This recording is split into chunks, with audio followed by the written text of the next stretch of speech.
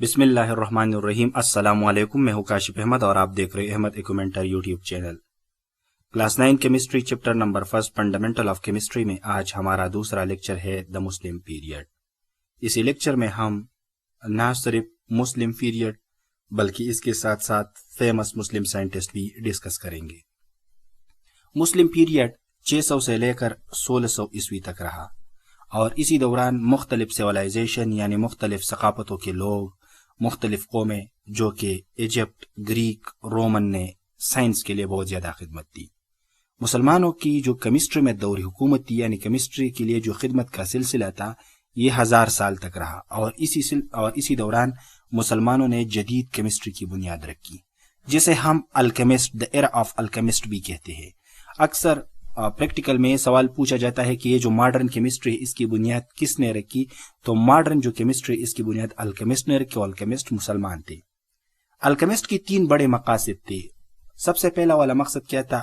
Finding ways to prolong human life, trying to turn base metal یعنی lead into gold, finding physical evidence to support their religious and philosophical beliefs. اب ہم ان تینوں پر بات کریں گے۔ سب سے پہلا والا مقصد الکیمسٹ کا یہ تھا کہ ایک ایسی دوا ایجاد کرے جس سے انسانوں کی زندگی جو ہے اس میں اضافہ ہو سکے یعنی یہ لمبی رہے۔ وہ آب حیات کی تلاش میں تھے۔ جس طرح ہم ذکر کرتے ہیں کہ آب حیات ایک ایسی پانی ہے جو انسان پی لے تو تا قیامت زندہ رہتا ہے، تو الکیمسٹ اسی کوشش میں تھے کہ آیا ہم ایسی آب حیات بنا سکتے ہیں جس سے انسانوں کی زندگی لمبی ہو سکتی ہے۔ دوسری بات، الکیمسٹ اسی کوشش میں تھے کہ وہ ایک بیس میٹل یعنی ایک لو ویلیو والا میٹل جسے ہم لیڈ کہتے ہیں اسے گولڈ میں کنورٹ کرے۔ اور آپ سبھی کو پتہ ہے، معلوم ہے کہ لیڈ ایک بیس میٹل ہے یعنی اس کی ویلیو اتنی زیادہ نہیں ہے، لیکن گولڈ نوبل میٹل ہے، نان ری ایکٹیو ہے اور بہت زیادہ فائدے ہیں اس کی ایز کمپیئر ٹو لیڈ۔ تو اس وجہ سے وہ اس تلاش میں تھے کہ وہ بیس میٹل کو لیڈ میں کنورٹ کرے۔ تیسرا ان کا یہ خیال تھا کہ وہ فزیکل یعنی مادی ایویڈنس پرووائڈ کرے یا جو ریلیجیس اور فلاسفیکل بلیف کو سپورٹ کرے، یعنی وہ اس تلاش میں تھے کہ ایسے شواہد معلوم کرے جس سے مذہبیانہ اور فلسفیانہ جو نظریے ہے اس کو جو ہے سپورٹ مل سکے، اس کو سہارا مل سکے۔ اب اسی بات کا کیا مطلب ہے میں آپ کو بتاتا ہوں۔ ان کا یہ خیال تھا کہ یہ جو یونیورس ہے، یہ جو کائنات ہے، اس میں جو بھی چیز ہے ہر ایک چیز کے اندر ایک سول ہوتا ہے، ایک اسپرٹ ہوتا ہے۔ کیا ہوتا ہے؟ ایک سول ہوتا ہے، ایک روح ہوتا ہے۔ اور ان کا یہ خیال تھا کہ جب لیٹ سپوز ہم یہ ہمارے پاس ایک جار ہے اور اسی جار میں ہمارے پاس واٹر ہے، جب ہم اس واٹر کو ہیٹ اپ کرتے ہیں تو یہ جو واٹر ہے اس میں سے ویپرز ایواپوریٹ ہوتے ہیں، تو وہ ان ویپرز کو اس واٹر کی روح کہتے تھے۔ تو یہ کہتے تھے کہ جو سٹون ہے یعنی جتنی بھی بے جان چیزیں ہیں ان کے اندر بھی ایک روح ہے۔ تو یہ اس طرح کے خیالات رکھتے تھے۔ اسی طرح مختلف فلسفیانہ عقائد بھی تھے جنہیں یہ سپورٹ کرنے کے لیے مختلف ایکسپیریمنٹ کرتے تھے۔ اب آپ فلاسفیکل بلیف کیا ہے؟ فلسفی کیا ہے؟ فلسفی کو ہم نالج آف مائنڈ کہتے ہیں، یعنی عقل کے ساتھ پیار کرنے والے کو ہم فلاسفر کہتے ہیں، جو عقل سے ایک بات کہتے ہیں کہ آیا یہ دنیا جو بنی ہے یہ کس طرح بنی ہے، کس نے بنائی ہے، یہ کس طرح چلتی ہے، تو یہ کیا ہے؟ یہ ایک فلسفی ہے۔ تو اسی طریقے کے سوالات کے لیے یہ کیمسٹری کی بیسس پہ جواب تلاش کرتے تھے، لیکن اس طرح کے جوابات جو ہم دیکھ سکتے ہیں، جو ہم آبزرو کر سکتے تھے۔ تو یہ الکیمسٹ کی کیا تھی؟ یہ الکیمسٹ کی گولز تھی، مقاصد تھی۔ اب ان کی سائنٹیفک لیگیسی کیا تھی؟ اگرچہ یہ اپنی اس گولز میں کامیاب نہ ہو سکے، even though they did not succeed in turning lead into gold, یعنی انہوں نے لیڈ کو گولڈ میں کنورٹ تو نہیں کیا، لیکن ان کی اسی کنٹریبیوشن کی بدولت، ان کی اسی خدمت اور جدوجہد کی بدولت آج ہم کیمسٹری پڑھ رہے ہیں اور ایک جدید کیمسٹری کی بنیاد انہوں نے رکھا۔ کیا رکھا؟ their work established the experimental and practical foundation of chemistry. انہوں نے جو کیمسٹری بنائی وہ ایکسپیریمنٹل تھی, پریکٹیکل تھی. اب الکیمسٹ نے کیا خدمت کی؟ تو الکیمسٹ نے بہت سارے ایلیمنٹ جیسا کہ آرسینک, اینٹیمونی, بسمت, یہ سارے ڈسکور کیے. اسی کے علاوہ مختلف انسٹرومنٹ جو ہم آج کل لیبارٹری میں یوز کرتے ہیں جیسا کہ پنلز, کروسیبلز, یہ سارے الکیمسٹ نے بنائے. اور ساتھ ہی مختلف تکنیکس جس سے آج ہم بہت زیادہ مستفید ہو رہے ہیں, بہت زیادہ فائدہ ہے ہمیں, فلٹریشن, فرمنٹیشن, ڈسٹیلیشن, یہ الکیمسٹ نے ایجاد کیے. اب اگر آپ یہاں پر میں نے کچھ امیجز دیے ہیں, کروسیبل یہ ہے, یہ چیزیں ہیں. جیسے اگر ہم کپ وغیرہ ان چیزوں کو دیکھیں تو یہ کروسیبل ہے. یہ بیسیکلی میگنیشیم اور ایلومینیم آکسائڈز اور سلیکیٹس وغیرہ سے بنتے ہیں. اور ان کا فائدہ یہ ہوتا ہے ان کروسیبل کا کہ یہ ہائی ٹمپریچر جو ہے اس پہ سٹیبل رہتا ہے, ٹوٹ نہیں جاتا. تو اس وجہ سے جب ہم ہائی ٹمپریچر پہ ایکسپیریمنٹ کرتے ہیں تو یہ سٹیبل رہتا ہے. دوسرا فائدہ یہ کہ یہ ریئیکٹو نہیں ہوتا, ریئیکشن نہیں کرتا, تو ہماری جو ریئیکشن ہے وہ افیکٹ نہیں ہوتا. یہ ہمارے پاس فنل ہے جو کہ ہم فلٹریشن وغیرہ میں یوز کرتے ہیں. پھر ہے فلٹریشن, فرمنٹیشن اور ڈسٹیلیشن. فلٹریشن کا میں آپ کو سادہ بتاؤں کہ فلٹریشن ہمارے پاس ایک ایسا پروسیس ہے. لیٹ سپوز یہ ہمارے پاس ایک بیکر ہے اور اس بیکر میں ہمارے پاس یہ کیا ہے, واٹر ہے. اب میں نے کیا کیا, میں نے اس واٹر میں جو ہے مڈ یعنی مٹی وغیرہ ڈالا اور اس کو حل کیا. جب میں نے یہاں پہ حل کیا تو یہ میں نے ایک پنل لیا اور اس پنل کے اندر میں نے یہاں پر ایک پیپر لیا, فلٹر پیپر, اور یہ فلٹر پیپر پنل میں پڑا ہوا ہے. میں نے اپنے سولوشن یہاں پہ ڈالا تو جو سولوشن ہے اس میں سے جو واٹر ہے وہ نیچے بیکر میں چلا جائے گا اور مٹی جو ہے یہ اوپر رہ جائے گا. تو اسی پروسیس کو ہم کیا کہتے ہیں, فلٹریشن. بنیادی طور پر کہ فلٹریشن میں ہم mixture of solid and liquid ایک دوسرے سے سپریٹ کرتے ہیں. اب جو سبسٹانسز پنل میں رہ جاتے ہیں اسے ہم ریزیڈیو کہتے ہیں, اور جو سبسٹانس جو ہے وہ فلٹر ہو جاتے ہیں, نیچے چلے جاتے ہیں, اسے ہم فلٹریٹ کہتے ہیں. ٹھیک ہے. پھر ہے ہمارے پاس ڈسٹیلیشن. تو ڈسٹیلیشن کون سا پروسیس ہے؟ ڈسٹیلیشن ایک ایسا پروسیس ہے جس میں ہم مکسچر آف لیکوڈ ایک دوسرے سے بوائلنگ پوائنٹ کے ڈفرنس کی بنا پر الگ کرتے ہیں. لیٹ سپوز یہ ہمارے پاس ایک بیکر ہے اور اس بیکر میں کسی نے کیروسین آئل ڈالا. کون سا آئل؟ کیروسین آئل, جسے ہم مٹی کے تیل کہتے ہیں. اور ایک یہاں پر آیا, اس نے گیسولین ڈالا. گیسولین جسے ہم پیٹرول کہتے ہیں جو ہم گاڑیوں میں ڈلواتے ہیں. اب کیروسین بھی اس میں آیا, گیسولین بھی اس میں آیا. یہ دونوں میسیبل ہے یعنی ایک دوسرے میں حل بھی ہوتے ہیں اور پتہ بھی نہیں چلتا کہ یہ اس میں اب گیسولین کون سا والا ہے اور کیروسین, دونوں تو حل ہو چکے. اب ہم نے ان دونوں کو جو ہے ایک دوسرے سے الگ کرنا ہے. تو ہم کیا کریں گے, ہم یہ فائنڈ آؤٹ کریں گے کہ کیروسین کی بوائلنگ پوائنٹ کیا ہے اور گیسولین کی بوائلنگ پوائنٹ کیا ہے. لیٹ سپوز کیروسین کی بوائلنگ پوائنٹ 8 ڈگری سی ہے اور تو گیسولین کی boiling point let suppose 20 degree C ہے. یہ 8 degree C let suppose 30 degree C ہے, یا 20 ڈگری سی کا مطلب لیٹ سپوز 40 ڈگری سی ہے. اب ہم کیا کریں گے, تو یہ ہمارے پاس ہم نے یہ ایک والیومیٹرک فلاسک لیا. اب یہ والیومیٹرک فلاسک کے اوپر یہ کارک لگا ہوا ہے اور اس میں ہم نے تھرمومیٹر ڈالا.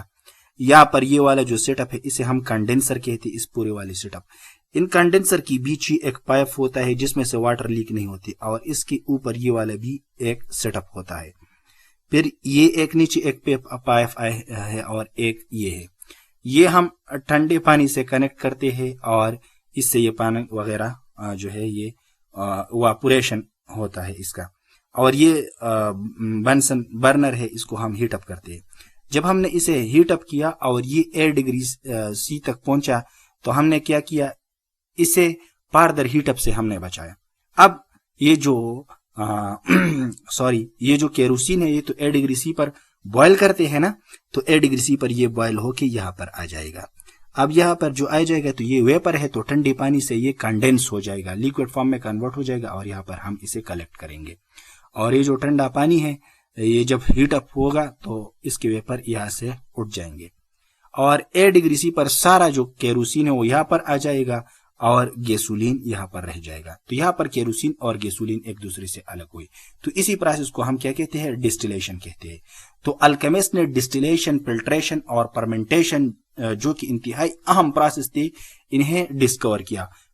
فرمنٹیشن کیا ہے؟ تو فرمنٹیشن بیسیکلی ہمارے پاس ان ایروبک ریسپائریشن ہے. کون سا ریسپائریشن ہے؟ ان ایروبک ریسپائریشن ہے. ان ایروبک ریسپائریشن. ان ایروبک ریسپائریشن کا مطلب یہ ہے کہ وہ ریسپائریشن جس میں ہم آکسیجن یوز نہیں کرتے، یعنی یہ ایبسنس آف آکسیجن میں ہوتا ہے. اب ان ایروبک ریسپائریشن میں کیا ہوتا ہے؟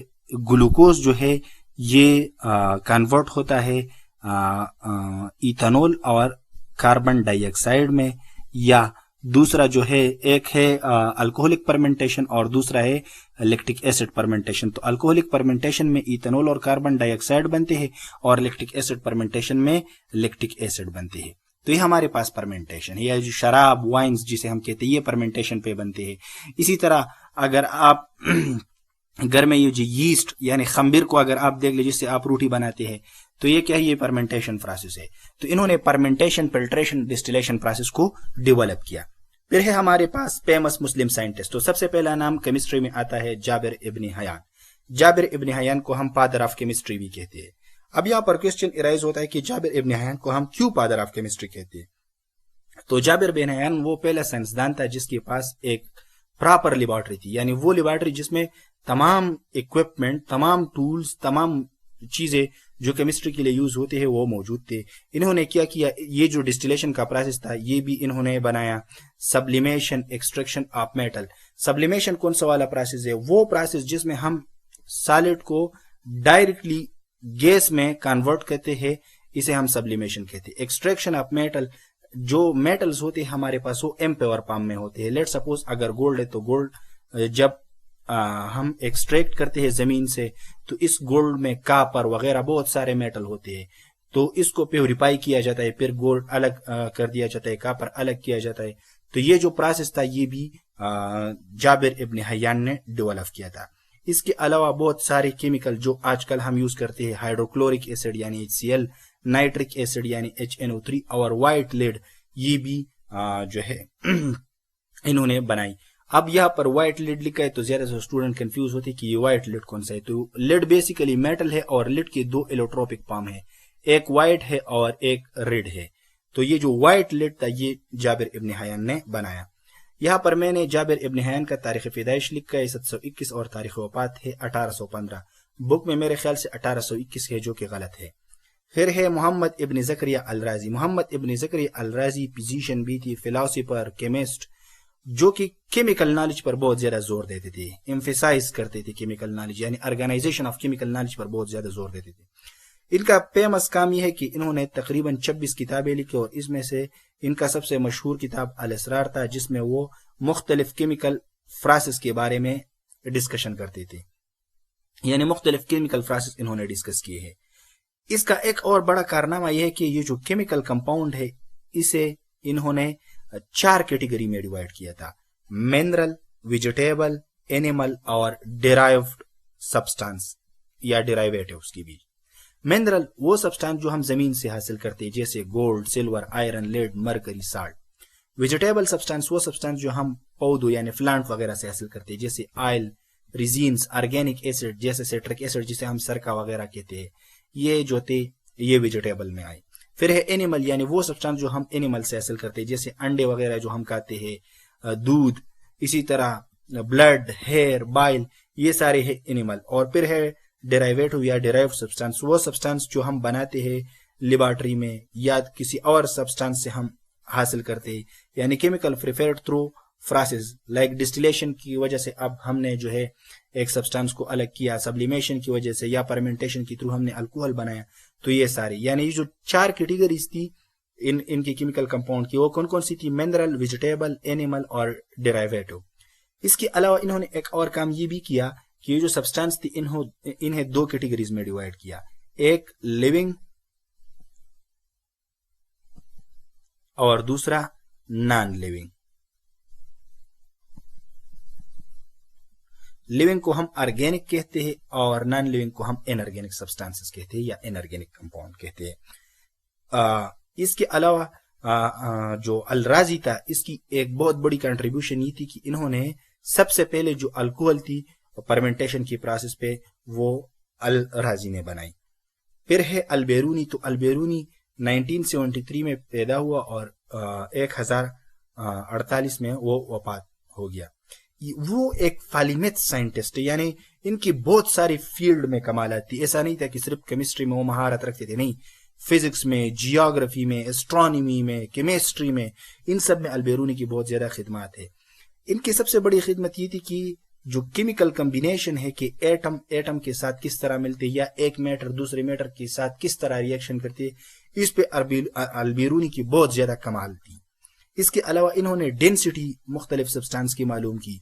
डेंसिटी आप जानते हैं मास पर यूनिट वॉल्यूम, इसे हम डेंसिटी कहते हैं, यानी किसी वॉल्यूम में मास की क्वांटिटी कितनी है, इसे हम डेंसिटी कहते हैं। डेंसिटी का एक सादा एग्जांपल मैं आपको ये दूंगा।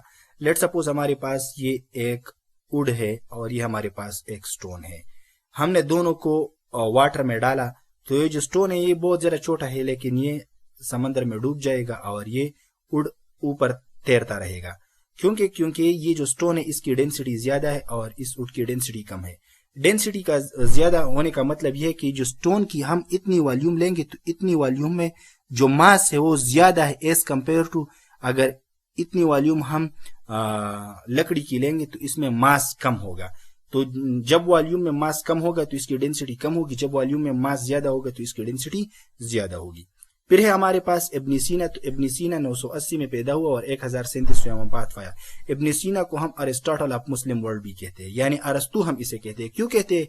क्योंकि जो मेडिसिन थी और मेडिसिनल केमिस्ट्री में इसमें इब्न सीना की बहुत ज्यादा महारत थी। आप इससे अंदाजा लगा ले कि इब्न सीना की किताबें आज तक जो है मुख्तलिफ लैंग्वेज में ट्रांसलेट हुई और मेडिकल कॉलेज में स्टूडेंट्स को पढ़ाई जाती है। हाँ, नाम तब्दील हो चुका है बहुत सारी बुक्स के लिए, क्योंकि अंग्रेजों ने जो है इनकी बुक्स से मुख्तलिफ टॉपिक्स उठाए हैं और फिर अपने बुक्स में डाले हैं कि ये हमने जो है ये काम किया है, लेकिन वो काम असल में इब्न सीना की है। तो ये इब्न सीना ने क्या काम किया? He was the first scientist to reject the idea that base metal could be turn into gold. यानी इब्न सीना वाहिद साइंसदान था जिन्होंने पहले कहा था कि ये जो आप लोग लिड को गोल्ड में कन्वर्ट करते हैं ये नहीं हो सकता। और इसके अलावा इन्होंने तकरीबन 100 बुक लिखी या 100 से ज्यादा बुक लिखी है और इसकी जो मेडिकल टेक्स्ट है वो इतनी एडवांस थी, इतनी अच्छी थी कि यूरोप में कई सदियों तक पढ़ाई जाती थी। तो ये था आज का हमारा लेक्चर। अगर इस लेक्चर में आपको कोई मसला हो तो आप कमेंट सेक्शन में मुझसे